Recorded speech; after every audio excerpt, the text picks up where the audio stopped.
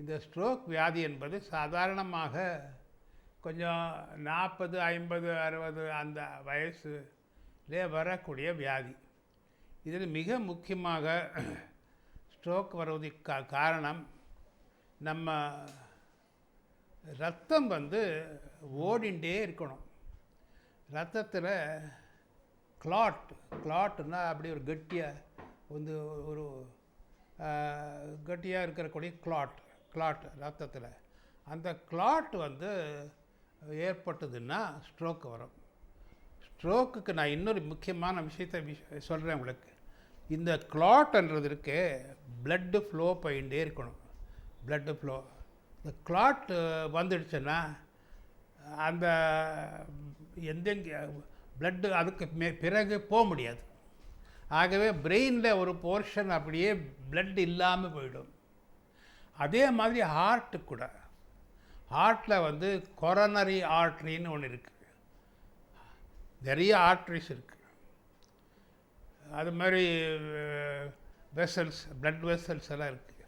ஆனால் ஹார்ட்டை சுற்றி ஒரு ஹார்ட்டு பிளட்டு மொத்தம் உடம்புக்கு கொடுக்குது, பம்ப் பண்ணுது.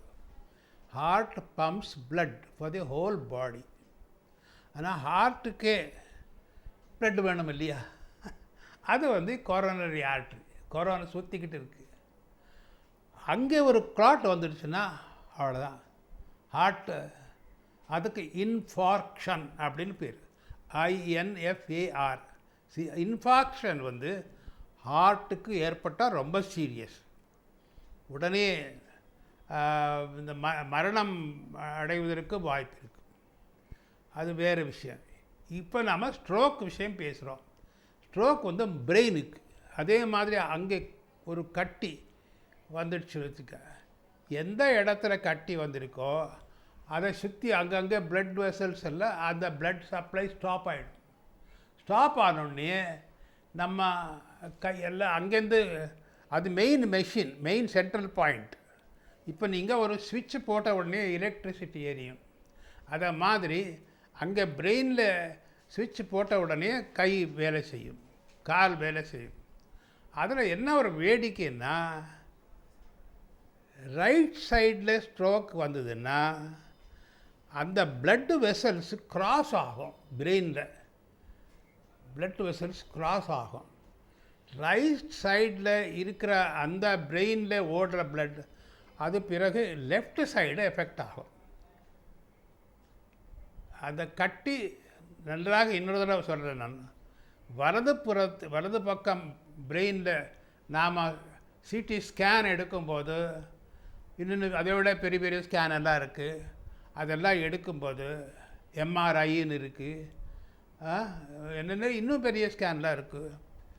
அதை எடுக்கும்போது அங்கே நமக்கு கட்டி தெரியுது. கட்டி ரைட் சைடில் இருக்குதுன்னு தெரிஞ்ச உடனே அந்த ஸ்ட்ரோக் லெஃப்ட் சைடில் கட்டி இருந்தால் ஸ்ட்ரோக் ரைட் சைடில் வருது. இப்போ நம்ம புரட்சித் தலைவர் எம்ஜிஆர் அவருக்கு நான் என்னுடைய பொறுப்பு தான் இருந்தது.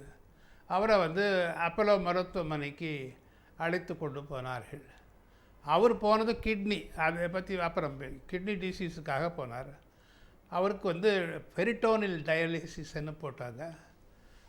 அதனால் எந்த காரணத்தினாலேயோ அது பிளட்டில் இருக்கிற நீர் அம்சம் வாட்டர் ப்ரப்போர்ஷன் குறைஞ்சி போச்சு, போய் கட்டி வந்துடுச்சு. சடன்னாக அவர் அட்மிட் பண்ணது நீரிழிவு காரணத்திற்காக. ஹாஸ்பிட்டலில் 5ஆம் தேதி அக்டோபர் 1984 மருத்துவமனைக்கு அழைத்து கொண்டு போனார். 5ஆம் தேதி அக்டோபர். 17ஆம் தேதி இந்த டயாலிசிஸ் மாதிரிலாம் பண்ணணுன்னே 17ஆம் தேதி ஸ்ட்ரோக் வந்துடுச்சு. நான் தூங்கிட்டு இருக்கேன். அங்கேருந்து PA ஐயா அவருக்கு எழுதிட்டார், கை கால் வரல. அந்த அம்மா ஜானகி அம்மா அழுதுட்டு இருக்காங்க. ஃபோன் வருது. நானே ட்ரைவ் பண்ணிக்கிட்டு ஹாஸ்பிட்டல் போனால் ஸ்கேனில் பார்க்கும்போது இவ்வளோ பெரிய கட்டி இருக்குது, பெரிய கட்டி. ஸோ அதை கட்டி அதுக்காக அதை சாஃபன் பண்ணுறதுக்கு, அது கரைகிறதுக்கு அதெல்லாம் மறந்து அது டாக்டருங்களுடைய வேலை. ஆனால் எப்படி ஸ்ட்ரோக் வருதுன்னு சொல்கிறதுக்காக அது வந்து நம்ம நாம் சாப்பிட்ற சாப்பாடு, பிளட்டில் கொலஸ்ட்ரால், நிறைய காரணத்தினாலே அது வந்து கட்டி வந்து ஸ்ட்ரோக் வரும்.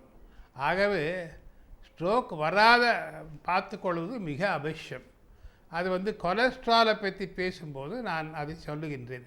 கொலஸ்ட்ரால் கூடுதலாக வராமல் இருந்தால், கொலஸ்ட்ரால் முதலிலேயே நாம் செக் பண்ணியிருந்தோமையானால், ஸ்ட்ரோக் வருவதற்கு ஒரு 10-15 நாட்களுக்கு முன்பே கொலஸ்ட்ரால் ஜாஸ்தியாக இருக்குது என்று கண்டுபிடித்திருந்தோமையானால், அந்த கொலஸ்ட்ராலுக்கு வைத்தியம் செய்திருப்போமையானால், அந்த கொலஸ்ட்ராலுடைய அளவு குறைந்து விட்டது என்றால் ஸ்ட்ரோக்கு தவிர்த்திருக்கலாம், அந்த கட்டி தவிர்த்திருக்கலாம்.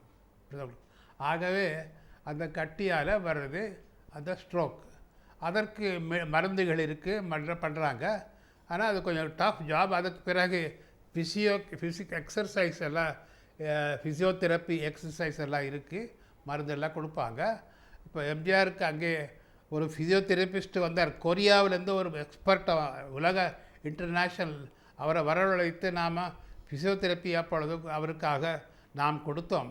அது வந்து நான் அங்கே பக்கத்திலே இருந்தேன். அவர் வந்து ரொம்ப, அவருக்கு நான் புரட்சி வந்து கையை வந்து ஆட்டுவார். அவர் வந்து புரட்சி கத்துவார் கொஞ்சம். அவர் அதை பற்றி பாதர் பண்ணிக்க, அவருக்கு வந்து ஒரு பேஷண்ட் மாதிரி, இவர் நமக்கு அவர் கடவுள் மாதிரி, அவருக்கு பேஷண்ட் மாதிரி போட்டு எல்லாம் பண்ணார். கொஞ்சம் அதுக்கப்புறம் நிறைய இம்ப்ரூவ்மெண்ட் வந்தது, பேச ஆரம்பித்து. அதுக்கப்புறம் 3 ஆண்டுகள் இங்கே வந்து ஆட்சி நடத்தினார். ஏன்னா ஸ்ட்ரோக்கு சரியான வகையிலே கவனிக்கப்படுமையானால் அதுக்கு தீர்வு உண்டு என்பதற்காக இதை நான் சொல்லுகின்றேன். அவ்வளோதான். ஆகவே நாம் ஸ்ட்ரோக் பற்றி எச்சரிக்கையாக இருப்பது அவசியம். வணக்கம்.